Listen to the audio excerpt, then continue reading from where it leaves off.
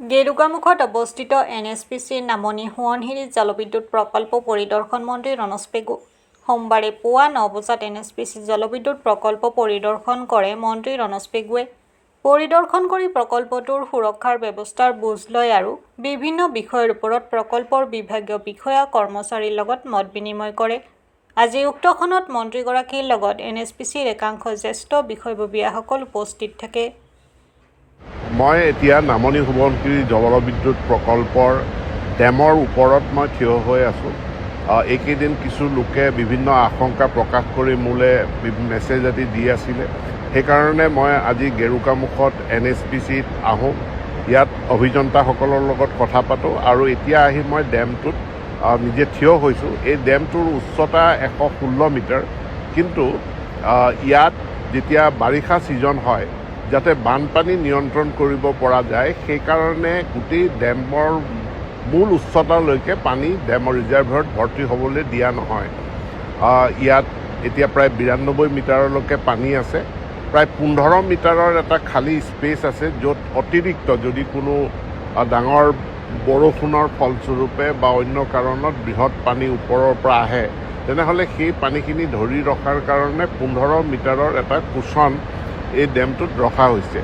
এই যোৱা মাহত 13 তাৰিখে এটা বৃহৎ বানপানী আহিছিল আৰু তেতিয়া যথেষ্ট অঞ্চল আমি বহুত আতংকিতও হৈছিলে ৰাইজে, আৰু সেই সময়ত প্ৰায় 13,800 অৰ্থাৎ ওচৰ 14,000 কিউমেক ছেকেণ্ড পাৰ ছেকেণ্ড পানী আহিছিল, যিখিনি পানী ইয়াত ৰেগুলেট কৰে NSPCৰ তৰফৰ পৰা, আৰু 12,000ৰ পৰা 12,500 কিউমেক পাৰ ছেকেণ্ড পানী ইয়াৰ পৰা এৰি দিয়া হয়, যাৰ ফলস্বৰূপে যিমান পানী আহিছিল গোটেইখিনি পানী নামনিলৈ একেবাৰতে যোৱা হ'লে আমাৰ বিস্তৰ ক্ষয় ক্ষতি হ'লহেঁতেন।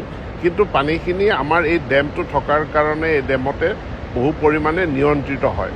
বৰ্তমান 3,800 কিউমেক পাৰ ছেকেণ্ড পানী দুখন গেটেদি বৈ আছে, আৰু ইয়াত বিদ্যুৎ উৎপাদন 4টা ইউনিট কাৰ্যক্ষম হৈছে, যি 4টা ইউনিটৰ পৰা বা 4টা টাৰ্বাইনৰ পৰা 800 মেগাৱাট বিদ্যুৎ এতিয়া উৎপাদন হৈ আছে, যিটো গ্ৰীড কৰ্পোৰেশ্যন অফ ইণ্ডিয়াই তেওঁলোকে ডিষ্ট্ৰিবিউট কৰি আছে। আৰু 4টা ইউনিট আছে, যি 4টা ইউনিট পৰ্যায়ক্ৰমে তেওঁলোকে কাৰ্যক্ষম কৰিব।